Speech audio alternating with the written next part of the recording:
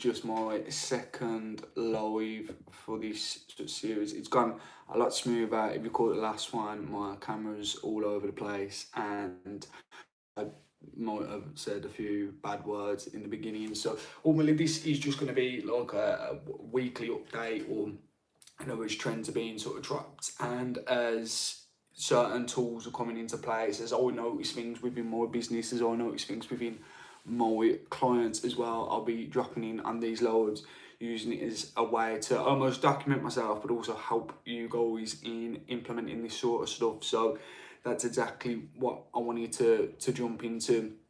And as I say, this is the second load that I've done, so it's just getting used to, ultimately just getting used to it. That's the main part of these. So what if I said to you that the next influencer isn't human and your next SEO wasn't keywords?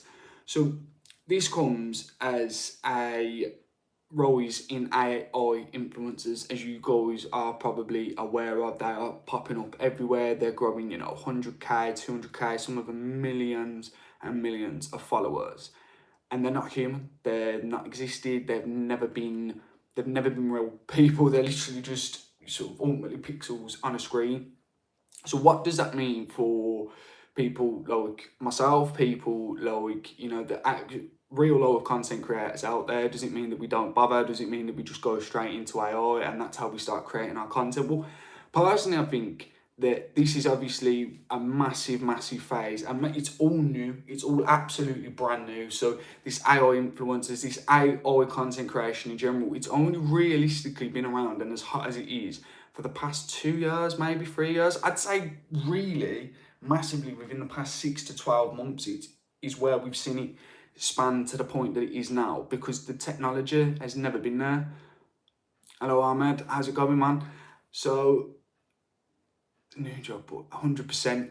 And ultimately, that's the biggest thing for me, is it's all new, so everybody's going to be jumping on it. Everybody's interested in seeing it.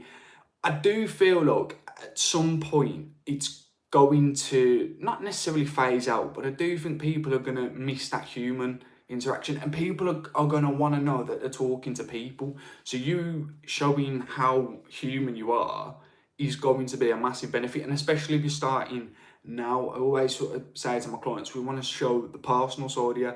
If the personal side of you is just whatever you can grab off the internet, and the backstory of you is completely made up, excuse me, then how are people going to draw that connection with you? How are you going to build that up with your audience to build a trust, to build an actual following, compared to other people? It just doesn't make sense to me. So I think the AI's personas as it is, there's a big one at the moment called Tinsler, and obviously massively, some of them are massively trending, some of them have been growing massive follower accounts, because they're made to sort of perfection, and they're made to, if it's a woman, they're made to be a good looking woman, if it's a man, they're made to be a good looking man. Or the big one I have to admit I like watching are the ape ones, or the orangutan ones. I find them hilarious. I do genuinely think if there was a TV show on about it, I'd be pretty inclined to watch it, because it's new, it's different, it's something that we've never seen before at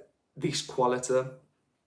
But my personal opinion, and obviously I'm going to be slightly biased, is it is a massive phase. It's something, and it's something that people are going to be focused on at the moment because it's so brand new. But as it goes forward, I can't see them being as long-standing as some of the other personal accounts. I can't see there being a Tony Robbins version of an AI influencer personally. But that's just my view. Other people might see different. What I would say, if you're looking to use it, if you're looking to find a way to make it, benefit you, and you want to still have that human element to it, is testing co-hosting. So one of the days you might see me here, and you might see AI Callum here, and you could potentially pitch a co-host, or potentially find a way to interview it. You could interview, in theory, if you're a podcast, and I think this would be massive if somebody made it, is creating a podcast where you interview people from history, but they're just AI. You upload everything into them, all the facts, the stories, everything about them. You have a virtual podcast with them, but rather than it being a virtual podcast where you're just listening to them because you can make the personality. You're actually watching them on the screen, their mannerisms, how they act, how they be, and you've got a real co-host, you've got a real guest. I think something like that would be massive, and definitely, I can definitely see somebody taking that and running with it and making it a huge, huge show, because the only guests that aren't available in history, and the most, in my opinion, the people you want to speak to the most are the ones in history, the big figures in history. So I think that'd be quite cool to see. I do hope somebody, I don't want to do it, but I do hope somebody takes that idea, because I think that would be very, very interesting. Next talking point I want to move on to is HubSpot AI loop. So HubSpot just wrote the AI playbook. If you follow, you can skip trial by fire. So ultimately, they've introduced inbound 2025, the loop builds marketing via Express, Tailor, Amplify, and Evolve. That's a source by Tech Radar.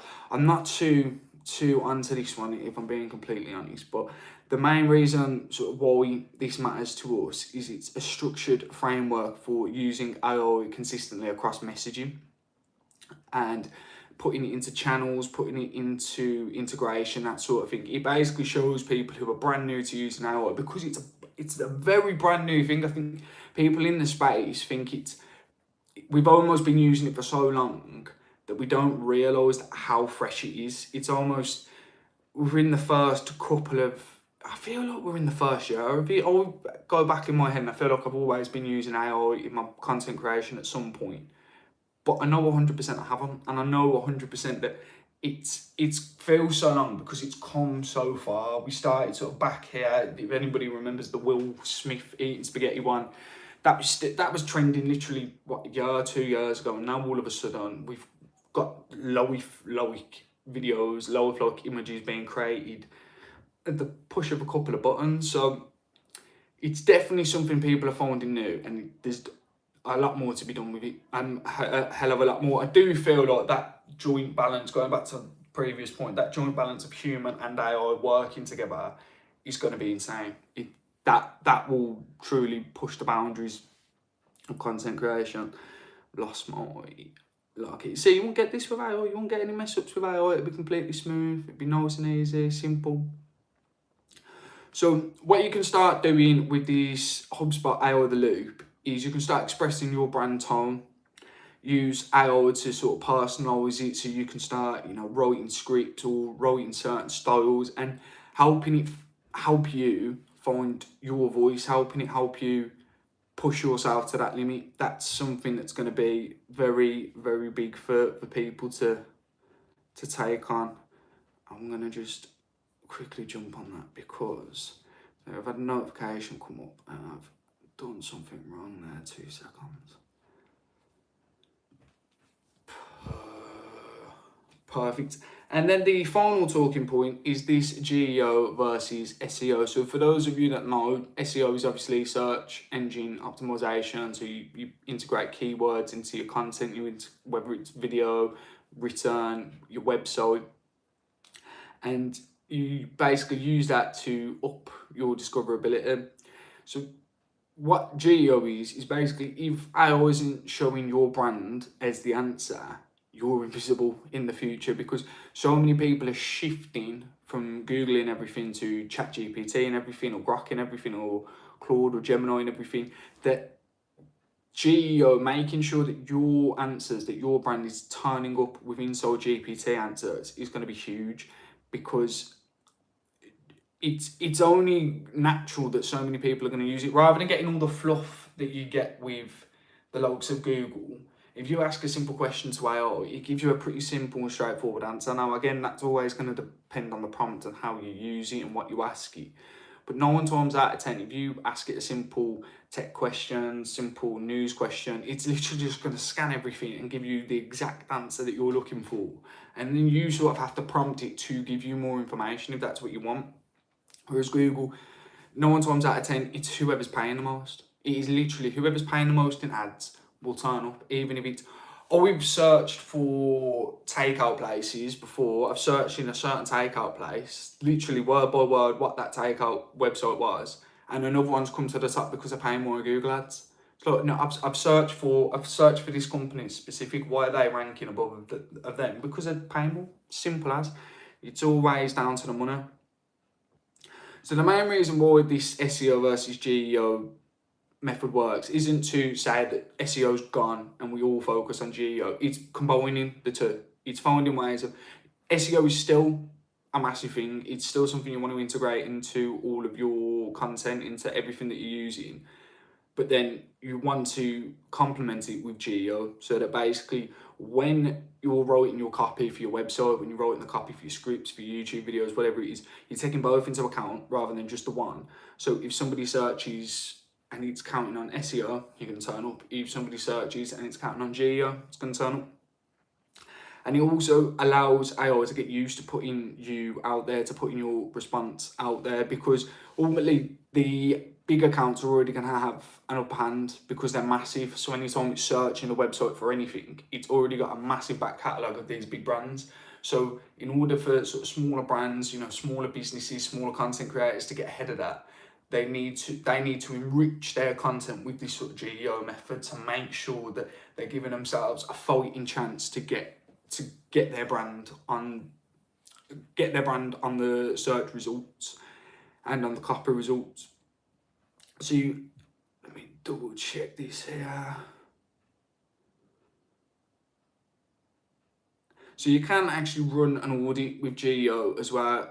Funnily enough, if you stick that into ChatGPT, it will run certain bits of copy through there, so you can copy basically everything from your website, everything from your captions, your videos, your scripts, all that sort of stuff, and it will run it to basically rank it. I can't imagine the analytics side of it is going to be as hot as SEO, so I take it with a pinch of salt. But if you notice that there's certain things that keep getting sprung up, if there's certain articles, if you're searching for your niche, let's say you're a cafe, you're searching cafe and it's coming up with the same one every single time, it would be worth going into their copy, going into their website, highlighting it, running it through ChatGPT and saying, can you rank this via GEO metrics, explain what you're trying to rank for, seeing what words it highlights to say, this is why we recommend it, this is what it's doing.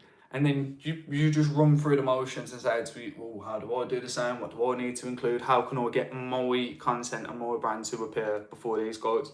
So I think GEO is going to be another big thing as we're moving forward. Yes, me and I influencer. Perfect. So that was just a quick, as I say, just a quick recap. I want to keep these low. I don't want it to be a long-winded thing where I'm here dragging everything out. I already feel that I'm dragging things out a little bit more, but I want to try and explain it to you guys from how I see it, how I think brands like ourselves can benefit from it, and what I see in the future, how I see it being used in the future. So as I mentioned, just a quick recap on that was obviously the AI content creators, the structured AI marketing with Loop, and then the GEO visibility. We'll definitely make some short form content on these and some written content, so be sure to check out my social medias. You can either hit them in my profile description.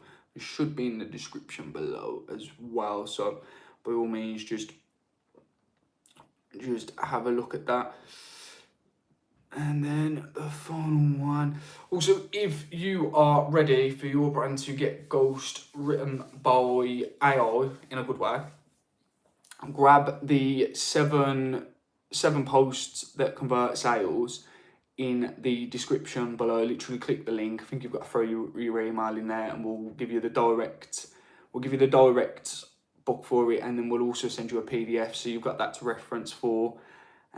So it's a guide that can sort of stop you getting overtaken by the AI robots that are coming in, or the AI influencers that are coming in, because, well, I'd imagine that's going to put you definitely a step ahead of them. Besides that, of course, stay tuned for my next one, and I'll see you guys soon.